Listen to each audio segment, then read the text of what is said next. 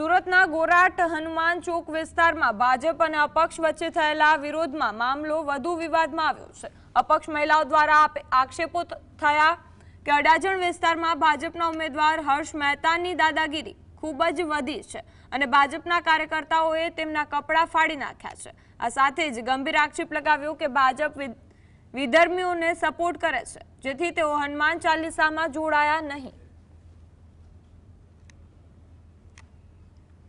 અહીંયા હનુમાન ચાલીસા અમે લોકોએ કીધું કે તમારો કોઈ ફોલ્ટ નથી, તમે સાચા છો તો અમારી સાથે ચલો। અહીંયા જે રાજહંસ યુનિકા બંધ્યું છે ત્યાં વિધર્મીને આપવું નથી, હિન્દુને આપે, તમે અમારી સાથે રહો, આપણે હનુમાન ચાલીસા અહીંયા બધા કરીએ। એ લોકો નહીં આવ્યા, કેમ? એ લોકો બધા પૈસા ખાઈને બેઠા છે, રાજહંસવાળા એમને સંભળાવે એટલે એ લોકો નહીં આવ્યા અમારી સાથે। એમના માણસો દ્વારા અને કાર્યકર્તાઓ દ્વારા પણ જે ખૂબ જ ગેરવર્તણૂક કરવામાં આવી છે અને મહિલાઓ દ્વારા માંગ કરવામાં આવી રહી છે કે હર્ષ મહેતાની ટિકિટ પાછી ખેંચવામાં આવે। સાહિત્ય